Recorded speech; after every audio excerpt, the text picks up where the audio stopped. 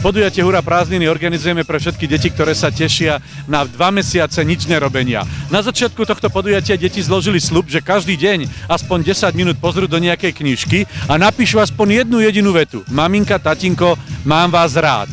Tak to je sľub, ktoré zložili deti na začiatku akcie a potom sa rozbehli na stanovištia, ktoré boli roztrúsené po celom parku. Bolo to 9 atraktívnych stanovišť a na každom stanovišti sa dozvedeli niečo nové. Niečo o hasičoch, niečo o záchrane života, niečo o policajtoch, niečo o prírode, niečo o zvieratkách. Jednoducho poskytovali sme deťom vedomosti, aby nám za tie 2 mesiace, ktoré budú nič nerobiť, neosprosteli. Tanečná škola Žanety Fáberovej, Dada Dance Group a iní skvelí účinkujúci a tí najhlavnejší Desmod, ktorí vystupovali o 2:30. To všetko malo prilákať ľudí do parku pod Múzeum Slovenského národného povstania. A veru, že tak sa aj stalo. Obrovské množstvo ľudí prišlo a čo som si všimol, obrovské množstvo ľudí aj odchádzalo s úsmevom na tvári. Však čo najkrajšie môžeme my Slováci robiť? Rozdávať úsmev, aby sa nám šťastne žilo.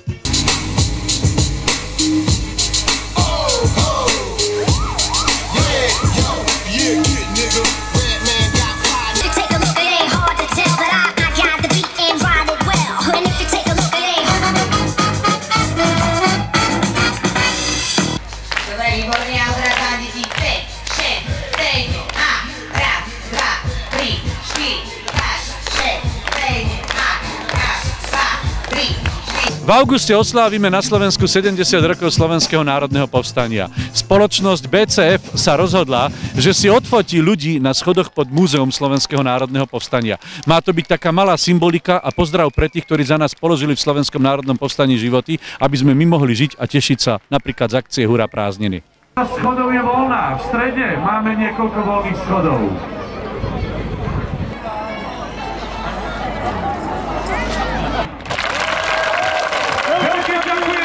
Páčili sa mi najviac obrnený transportér. Malovačka.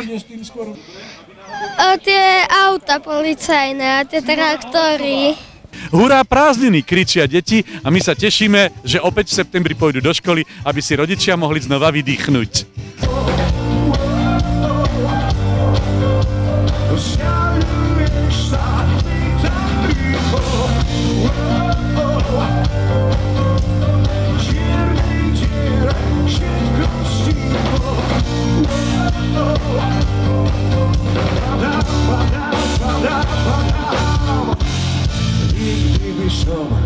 Nemyslel, že my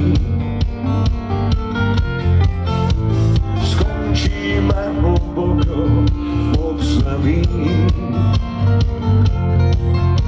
Slepé oči slnko nespáli,